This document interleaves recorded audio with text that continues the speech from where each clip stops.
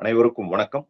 தமிழகத்துல ஆட்சி மாற்றம் வந்திருக்கு. இது ஒரு சாதாரண ஆட்சி மாற்றமா நம்ம எடுத்துக்க முடியாது. இது ஒரு பெரிய புரட்சி அப்படின்னே சொல்லலாம். ஏன்னா, விஜய் அவர்கள் கட்சி தொடங்குன 2 வருஷத்துல அந்த ஆட்சி மாற்றத்த கொண்டு வந்திருக்கிறார். அது மட்டும் இல்லாம, முன்னாள் முதல்வர்கள் நீங்க பார்த்தீங்க அப்படின்னா, மு.க. ஸ்டாலின் அவர்களா இருந்தாலும் சரி, இல்ல இபிஎஸ் அவர்களா இருந்தாலும் சரி, தமிழ்நாடு முழுக்க சுற்றுப்பயணம் போனாங்க. அவங்க அமைச்சர்கள்லாம் போனாங்க. ஸ்டாலினோட மகன் முன்னாள் துணை முதல்வரா இருந்தவர் அவரும் போனார். ஆனா, விஜய் அவர்கள் பார்த்தீங்கன்னா, ஒரு 2, 3 மாநாடு நடத்தினாரு. ஒரு 7, 8 அ மீட்டிங் தான் நடத்தினார். அந்த கேம்பெயினிங்ன்னு பார்த்தீங்கன்னா. ஆனா, ஒரு இடத்துல கூட விஜய் அவர்கள் கேம்பெயினிங் பண்ணும்போது, அவருடைய வேட்பாளர வண்டியில ஏத்தி, இவர் தான் இந்த பகுதியினுடைய வேட்பாளரு, இவர் பேரு இதுதான் கூட சொல்லல. அவர் சொன்னது என்ன அப்டின்னா, அவருடைய சின்னம், அவருடைய முகம். நீங்க விஜய்க்காக தான் நீங்க ஓட்டு போடுறீங்க. நீங்க ஓட்டு போடுங்க, மத்ததெல்லாம் நான் பார்த்துக்கிறேன் அப்டின்னு சொல்லி, இவ்வளவு நாள் ஒரு 60 வருஷமா தமிழகத்தை ஆண்ட இந்த திராவிட கட்சிகள சுத்தமாவே தொடச்சி எறிஞ்சிட்டார். என்னன்னா பாருங்க, அதாவது முதல்வராக இருந்த மு.க. ஸ்டாலின் அவர் அவருடைய தொகுதிக்கு நெறைய பண்ணியிருக்கிறார். ஸோ எல்லா வருஷமும் பொங்கலுக்கு போவாரு. அதாவது இந்து பண்டிகைகளுக்கெல்லாம் வாழ்த்து சொல்ல மாட்டாரு. அது வேற விஷயம். ஸோ அதுக்கு தான் மக்கள் குடுத்த பரிசா இத பார்க்கணும். ஏன்னா அவங்க இப்ப நம்ம ஏன் தோத்துட்டோம் அப்படிங்கிறத ஆராயறாங்க. அதுக்கு நெறைய காரணங்கள் இருக்கு. ஏன்னா அவங்க ஆட்சி செய்றத விட நெறைய அரசியல் செஞ்சாங்க. நெறைய நாடகங்கள் நடத்துனாங்க. அதுவும் இல்லாம தமிழகத்துல இருக்கக்கூடிய பத்திரிகையாளர்கள், அதாவது அவங்க யாருமே பத்திரிகையாளரா இல்ல. எல்லாருமே பார்த்தீங்கன்னா, திமுகவினுடைய ஒரு கட்சியில் இருக்கக்கூடிய ஒரு பொறுப்பாளர்களாகவும், தொண்டர்களாகவும் தான் செயல்பட்டாங்க. அவங்களுடைய அந்த தோல்விக்கு காரணம் என்ன அப்டின்னா, இந்த மாதிரியான ஆட்கள் தான். அதாவது ஒரு பத்திரிகையாளர் அப்டின்னா, ஆட்சியாளர்கள் செய்யக்கூடிய தவறுகள சுட்டிக்காட்டணும். சோ அப்படிலாம் பண்ணாம இவர் எது பண்ணாலும் ஆஹா, ஓஹோ நீங்க தான் அடுத்த பிரதமர் ரேஞ்சுக்கு எடுத்துட்டு போயிட்டாங்க. இந்தியாக்கே வழிகாட்டக்கூடிய தலைவர் அப்டின்லாம் பேசுனாங்க. சோ அதனுடைய ரிசல்ட் தான் பார்த்தீங்க அப்டின்னா, அவரே தோத்து போயிட்டாரு. இன்னைக்கு அவர் வீட்ல இருக்காரு. நெறைய அமைச்சர்கள் தோத்துருக்காங்க. அதாவது 20 வருஷம், 25 வருஷம், 30 வருஷம் எம்.எல்.ஏ.யா இருந்தவங்க, அமைச்சர்களா இருந்தவங்க, அவங்கெல்லாம் கூட தோத்து போயிட்டாங்க. சோ இதெல்லாம் பார்த்தீங்க அப்டின்னா, திமுகவுக்கும் ஒரு ஒரு பெரிய அடிதான், பெரிய இழப்பு. அது மட்டும் இல்ல, தேர்தலுக்கு அப்புறம் அவங்க கூட கூட்டணியில இருந்தவங்க, 20 வருஷம், 25 வருஷமா கூடவே இருந்தவங்க, ஏன்னா காங்கிரஸுக்கு தமிழ்நாட்டுல ஒரு பிரசன்ஸே கிடையாது. சோ அவங்கள தூக்கி சுமந்தது பார்த்தீங்க அப்டின்னா, திமுக தான். இன்னைக்கு அவங்க 5 எம்.எல்.ஏ வெற்றி பெற்று இருக்கிறாங்கன்னா, அதுக்கு முழு காரணமும் திமுக. சோ அதெல்லாம் கூட பார்க்காம அவங்க தேர்தல் ரிசல்ட் வந்த உடனே ஓடி போயிட்டாங்க. சோ அதனால இன்னைக்கு காங்கிரஸ பயங்கரமா கிரிட்டிசைஸ் பண்றாங்க திமுக. முதுகுல குத்திட்டாங்க அப்படின்னு நல்ல பல வார்த்தைகள சொல்லி கிரிட்டிசைஸ் பண்றாங்க. சோ அவங்க போனாங்க அப்படின்னு பார்த்தா, அதுக்கு பின்னாடி 2 கம்யூனிஸ்ட் கட்சிகளும் போயிட்டாங்க. அதுக்கப்புறம் விசிகாவும் போயிட்டாங்க. ஐயுஎம்எல் போயிட்டாங்க. ஆனா இவங்கெல்லாம் ஒரு விதவிதமா சொல்றாங்க. ஒவ்வொரு நாளும் அதுக்கான ஒரு விளக்கங்கள சொல்றாங்க. நாங்க பாஜக உள்ள வந்துரும். பிரசிடென்ட் ரூல் வந்துரக்கூடாது. அதுக்காக சப்போர்ட் பண்றோம். ஆனா நாங்க இன்னும் திமுகவுடைய கூட்டணியில தான் இருக்கிறோம். நாங்க வெளியில இருந்து சப்போர்ட் பண்ணுவோம் அப்படின்னாங்க. அதுக்கப்புறம் அவங்க ஆட்சியிலயும் பங்குல வந்துட்டாங்க இப்ப. விசிகால இருந்து ஒருத்தர் அமைச்சர் ஆயிட்டார். ஐயுஎம்எல்ல ஒருத்தர் அமைச்சர் ஆயிட்டார். இந்த மாதிரி நிறைய அடிக்கு மேல அடி திமுகக்கு விழுந்துகிட்டே இருக்கு. ஆனாலும் அந்த கட்சி பார்த்தீங்க அப்படின்னா, ஆக்டிவா தான் இருக்கு. அந்த துணை முதல்வரும் எல்லா இடத்துலயும் போறாரு. கட்சிக்காரங்க எல்லாரும் இன்னைக்கு விஜய் அரசாங்கத்துல நடக்கக்கூடிய தவறுகள சுட்டி காமிக்கிறாங்க. டெய்லி அவங்க சோசியல் மீடியால ஆக்டிவா இருக்கிறாங்க. ஈவன் போராட்டங்கள் கூட நடத்துறாங்க. எல்லாமே பண்றாங்க. அவங்களுடைய கட்சிய அவங்க எப்படி பலப்படுத்துறது அப்படின்னு அடுத்த தேர்தலுக்கு அவங்க பிரிப்பேர் ஆக ஆரம்பிச்சுட்டாங்க. அவங்க கூட யாருமே கிடையாது. இன்னைக்கு இதுவரைக்கும் திமுக கூட்டணி இல்லாம போட்டி போட்டதே இல்ல. சோ இதுக்கப்புறம் அவங்க என்ன பண்ண போறாங்க அப்படிங்கிறது தெரியல. அப்படியே அவங்க கூட்டணியில போட்டி போட்டு வெற்றி பெற்றாலும், இதுக்கப்புறம் அவங்க ஆட்சியில பங்கு குடுத்துதான் ஆகணும். ஏன்னா இன்னைக்கு அது தமிழகத்துல நடந்துருச்சு. அது நடக்கவே நடக்காது அப்படின்னு நினைச்சிட்டு இருந்தாங்க. அதனாலதான் இந்த சின்ன சின்ன கட்சிகள் எல்லாம் மிரட்டுறது. 2 சீட்டு குடுக்குறது, 1 சீட்டு குடுக்குறது. அந்த குடுக்குற சீட்ட கூட திமுக சின்னத்துல தான் போட்டி போடணும். இல்லன்னா அதிமுக சின்னத்துல தான் போட்டி போடணும் அப்படின்னு இந்த திராவிட கட்சிகள் இந்த வரைக்கும் ஏமாத்திக்கிட்டு இருந்தாங்க. அதனாலதான் பாருங்க, இப்போ ஒரு இஸ்லாமிய கட்சி அவங்க சொல்றாங்க. இதுக்கப்புறம் நாங்க போட்டி போட்டா எங்க சொந்த சின்னத்துல தான் போட்டி போடுவோம் அப்படின்னு. ஏன்னா அவங்க திமுக சின்னத்துல போட்டி போட்டு வெற்றி பெற்றிருக்காங்க. அதனால இன்னைக்கு அவங்களால வெளியில போக முடியல. அவங்களுக்கு அந்த அமைச்சர் பதவி கிடைக்கிறதுக்கான அந்த வாய்ப்பு இழந்துட்டாங்க. சோ இது எல்லாமே புரிஞ்சுக்கிட்டாங்க. இன்னைக்கு நிறைய இந்த இஸ்லாமியர்கள், கிறிஸ்துவர்கள் பார்த்தீங்கன்னா, இதுக்கு முன்னாடி தொடர்ந்து திமுகவுக்கு தான் ஓட்டு போட்டுக்கிட்டு இருந்தாங்க. இவ்வளவு காலமும் திமுக அவங்கள வந்து ஏமாத்திக்கிட்டு அவங்கள வந்து ஒரு ஓட்டு வங்கியா தான் பாத்துக்கிட்டு இருந்தாங்க. சோ அட்லீஸ்ட் இந்த ஆட்சி மாற்றம், அதாவது இந்த விஜய்னால நிறைய மாற்றங்கள் தமிழக அரசியல்ல வந்திருக்கு. இது வந்து ரொம்ப பாசிட்டிவா பார்க்கணும், ரொம்ப நல்லதா பார்க்கணும். ஏன்னா இன்னைக்கு பாத்தீங்க அப்படின்னா தமிழக சட்டசபையில ஒரு எல்லாருமே வந்து ஒரு யங்ஸ்டர்ஸ் இருக்கிறாங்க. சோ ஒரு ஆவரேஜ் வயசே பாத்தீங்கன்னா ஒரு 41 வயசு அப்படின்னு சொல்லி சொல்றாங்க. Between 41 to 45. இதுக்கு முன்னாடி பாத்தீங்கன்னா தமிழக சட்டசபையும் அமைச்சரவையும் ஒரு ஓல்ட் ஏஜ் ஹோம் மாதிரிதான் இருந்தது. 85 வயசு, வாயை திறந்தா மூட முடியாது, உட்கார முடியாது, கையை சப்போர்ட் இல்லாம உட்கார முடியாது, இப்படியெல்லாம் கூட அங்கேயே உட்கார்ந்துகிட்டு இருந்தாங்க. அவங்களெல்லாம் இன்னைக்கு வந்து வெளியில அனுப்பி இன்னைக்கு வந்து நிறைய யங்ஸ்டர்ஸ் வந்து வந்திருக்கிறாங்க. சோ இதெல்லாம் அவங்க ஆக்டிவா இருக்காங்க. இன்னொரு கட்சி பாத்தீங்கன்னா அதிமுக, அந்த கட்சியை வந்து அவங்க எப்படி சேவ் பண்ணணும் அப்படின்றதுக்காக போராடிக்கிட்டு இருக்காங்க. ஏன்னா சட்டசபையில வந்து விஜய் அவர்கள் வந்து அவர்களுடைய அந்த மெஜாரிட்டியை நிரூபிக்கிற நேரத்துல பாதி அதிமுக கார் வந்து அகெயின்ஸ்டா இருந்தாங்க, பாதி வந்து விஜய்க்கு ஆதரவா இருந்தாங்க. அவங்களுக்கு வந்து அமைச்சர் பதவி கிடைக்கும் அப்படின்னாங்க, இப்ப அவங்களுக்கு கிடைக்கல, அதனால ஏமாற்றப்பட்டாருனாங்க. அது வந்து ஒரு பெரிய குழப்பத்துல இருக்கு. சோ இது என்ன அப்படின்னா, இந்த ஒரு பெரிய ஆட்சி மாற்றத்துல விஜய் செஞ்ச இந்த ஒரு பெரிய வரலாற்று புரட்சி அப்படின்னு நான் சொல்லுவேன். அது வந்து அவங்க இதுக்கப்புறம் எப்படி ஆட்சி செய்ய போறாங்க அப்படிங்கிறது தெரியல. ஆனா இதுவரைக்கும் பண்ணது வந்து ஒரு பெரிய மாற்றம் தான். இது வந்து தமிழக மக்கள் வந்து ரொம்ப நாளா எதிர்பார்த்தது. ஏன்னா எப்பயுமே தமிழக மக்கள் வந்து ஒரு ஆல்டர்னேட்டிவ் வேணும் அப்படின்னு வந்து பார்த்துக்கிட்டு தான் இருந்தாங்க. அதை வந்து சரியான நேரத்துல விஜய் வந்து பயன்படுத்திக்கிட்டார். சோ அதுக்காக தான் அண்ணாமலை அவர்கள் வந்து பாத்தீங்க அப்படின்னா கடந்த ஒரு 4-5 வருஷமா கடின உழைப்பு, கடின உழைப்புனா கடின உழைப்பு. அதாவது 24 மணி நேரத்துல 20 மணி நேரம், 21 மணி நேரம் தன்னுடைய அந்த குடும்பத்துக்கு கூட டைம் ஸ்பெண்ட் பண்ணாம கட்சிக்காக அவ்வளோ டைம் ஸ்பெண்ட் பண்ணி தமிழகம் முழுக்க வந்து நடைப்பயணம் போனார். தமிழகத்துல இருக்கக்கூடிய எல்லா இளைஞர்களையும் பார்த்தார். இளைஞர் பட்டாலும் அவர் பின்னாடி திரண்டு இருந்தது. ஆனா இந்த தேர்தல்ல அவர் வந்து ஆக்டிவா இல்லாததுனால அவருடைய அந்த கடின உழைப்புனால வந்த அந்த பலன் கூட விஜய்க்கு போயிடுச்சு. ஏன்னா அதையும் கூட விஜய் வந்து சேர்த்து அறுவடை பண்ணி எடுத்துட்டு போயிட்டாரு. சோ அந்த மாதிரியான ஒரு புரட்சி தான். சோ இந்த நேரத்துல நம்ம கேட்க வேண்டிய கேள்வி என்ன அப்படின்னா, பாஜக என்ன பண்ணுது? சங்கிகள், நாங்க சங்கிகள் சங்கிகள்னு இந்த வந்து சோசியல் மீடியால கொம்பு சுத்துருவாங்கல்ல, இவங்க எல்லாம் எங்க போனாங்க?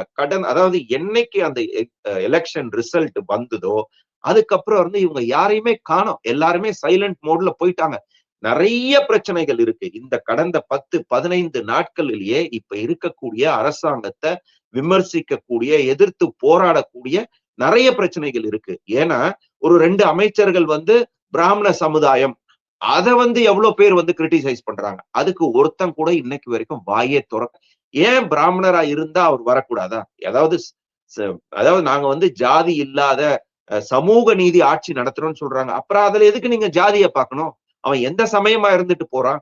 அவனுக்கு வாய்ப்பு கிடைக்குதுன்னா அவன் வந்துட்டு போறான்.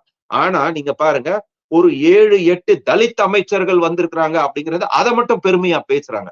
சோ இதெல்லாம் எடுத்து பேசக்கூடிய, இதெல்லாம் எதிர்த்து பேசக்கூடிய, குரல் கொடுக்க வேண்டிய பாஜக எங்க போச்சுன்னு தெரியல. ஆனா இந்த பாஜக காரங்க பாருங்க, இன்னைக்கு கேட்டீங்கன்னா நாங்க வந்து அஸ்ஸாம்ல வந்துட்டோம், வெஸ்ட் பெங்கால்ல வந்துட்டோம். அஸ்ஸாம்ல வந்துட்டோம், வெஸ்ட் பெங்கால்ல வந்துட்டோம் அப்படின்னா அங்க இருக்கிற பாஜக காரன் உயிரை கொடுத்து வேலை செய்யறான். அஸ்ஸாம்ல ஏற்கனவே ஆட்சியில இருந்தாங்க. அவன் உயிரை கொடுத்து இன்னைக்கு அது முன்னாடி இருந்ததை விட அதிகமா சீட்டு வந்து இன்னைக்கு ஆட்சியை பிடிச்சிருக்கான். இதுக்கு முன்னாடி நீங்க 4 எம்எல்ஏ இருந்தீங்களே, இன்னைக்கு ஒரு எம்எல்ஏ தானே வந்திருக்கிறீங்க. அதை பத்தி யோசிக்கல. இதே நீங்க வெஸ்ட் பெங்கால்ல எவ்வளவு அராஜகம். இதற்கு முன்னாடி மம்தாவோட ஆட்சியில எவ்வளவு அராஜகம், எவ்வளவு வந்து பாஜக காரங்களும் அந்த மத்த கட்சிக்காரங்களும் எப்படியெல்லாம் தாக்கப்பட்டாங்க. அப்படி இருக்கும் போது கூட அவங்க வந்து தன்னுடைய கடின உழைப்பால இன்னைக்கு ஆட்சியை பிடிச்சிருக்கிறாங்க. ஆனா நீங்க தமிழக பாஜகல இருக்கக்கூடிய அந்த 4-5 தலைவர்கள் எத்தனை இடத்துல போட்டி போட்டாலும் தோக்கக்கூடிய ஒருத்தர். ஆனா அவருக்கு மத்திய இணை அமைச்சர் பதவியை கொடுப்பாங்க. எத்தனை வாட்டி போட்டி போட சொல்லுங்க. இன்னைக்கு சாதாரண ஒரு ஒரு ஒரு பெண் கிட்ட வந்து அவர் தோத்து இருக்கிறார். எங்க போனாங்க அவங்க எல்லாம்? தமிழக பாஜக தலைவர்னு ஒருத்தர் இருக்கிறார்ல, அவர் எங்க போனாரு? மத்தவங்க எல்லாம் எனக்கு சீட்டு வேணும்னு போய் வாங்கினாங்கல்ல. கவர்னர் பதவியை கூட விட்டுட்டு நான் வந்து மக்களுக்கு வந்து உங்களுக்கு சேவை செய்யறேன், மக்கள் சேவை தான் எனக்கு, மக்கள் தான் உன்னை விரும்பவே இல்லையே. நீங்க மக்களுக்கு சேவை செய்யணும்னு சொல்றீங்க. உங்களுடைய சேவை மக்களுக்கு தேவை இல்லைன்னு தானே அவங்க நினைக்கிறாங்க. அதனாலதானே நீங்க எங்க போட்டி போட்டாலும் தோக்கடிக்கிறாங்க. நீங்க எல்லாம் என்ன பண்றீங்க? வாயை திறக்க வேண்டியது தானே. இன்னைக்கு ஒரு ஒரு ஐயுஎம்எல் ஓட ஒரு அமைச்சர் சட்டசபையில அவருடைய ரூம்ல போய் உட்காரும் போது அவர்களுடைய அந்த மதத்தை சார்ந்த அந்த மத குருமார் ஒருத்தர் வந்து ஓதுறார். அவர் ஓதுறது தப்பு இல்லைன்னு சொல்லல. சட்டசபைங்கிறது எல்லாருக்குமானது. அமைச்சருடைய அலுவலகம் அப்படிங்கிறது எல்லாருக்கும் பொதுவானது. இதே எம்எல்ஏ அவருடைய தொகுதியில ஓட்டு கேட்க போகும்போது முஸ்லிம்கள் கிட்ட மட்டும்தான் ஓட்டு கேட்டாரா? எல்லார்கிட்டயும் தானே ஓட்டு கேட்டாரு. எல்லாரும் ஓட்டு போட்டு தானே அவர் வந்து ஜெயிச்சிருக்கிறாரு. அது எப்படி நீங்க சட்டசபையில இந்த மாதிரியான ஒரு நிகழ்வை நடத்துவீங்க? இதை ஏன் ஒரு பாஜக சங்கி சொங்கி எவனும் கேட்கல? ஏன் போராடல? இன்னைக்கு எல்லாரும் கேட்டிருக்கணும்ல. முதல்வர்கிட்ட இந்த கேள்வியை கேட்கணும்ல. இதை வந்து நீங்க அங்கீகரிக்கிறீங்களான்னு கேட்கணும்ல. கேட்காதனால தானே முதல்வரும் வாயை பொத்திக்கிட்டு இருக்கிறாரு. நாளைக்கு இன்னொரு கிறிஸ்துவர் வருவாரு. அவர் அமைச்சர் ஆனாருன்னா அவர் வந்து பாதிரியாரை கூட்டு போய் அங்க வந்து அவர் வந்து ஜபம் பண்ணுவாரு. நாளைக்கு இன்னொரு இந்து வருவான். அவன் 4-5 ஒரு ஐயரை கூட்டு போய் ஓமம் எல்லாம் வளர்த்தி அவன் வந்து உட்கார்ந்து நான் பதவி ஏத்துக்குவேன்னு சொன்னான்னா ஒத்துக்குவீங்களா? நான் எந்த மதத்துக்கும் எதிரா பேசல. ஆனா இது சட்டசபை. அவருடைய சொந்த ஆபீஸ், பர்சனல் ஆபீஸ்ல அவர் போய் உட்காரும் போது அவர் வந்து துவா ஓதட்டும், என்ன வேணாலும் பண்ணட்டும், நமாஸ் படிக்கட்டும், என்ன வேணாலும் பண்ணட்டும். ஆனா தலைமைச் செயலகம் அப்படிங்கிறது எல்லாருக்கும் பொதுவானது. அந்த இடத்துல தலைமை செயலகத்துல ஒரு அமைச்சராக வந்து பதவியேற்று நீ அந்த அலுவலகத்துல போய் உட்காரும் போது இந்த மாதிரியான ஒரு நிகழ்வை எப்படி வந்து அரசாங்கம் அலோவ் பண்ணுது? எப்படி வந்து சிஎம் அலோவ் பண்றாரு? எப்படி இந்த சங்கிகள் சொங்கிகள் இத பத்தி கேட்காம இருக்கிறாங்க? ஏன்? அதாவது ஒரு முஸ்லிம் எம்எல்ஏவே இதை கண்டிச்சிருக்கிறார். தமிமுன் அன்சாரி வந்து அவர் வந்து ஒரு பதிவு போட்டிருக்கிறார்.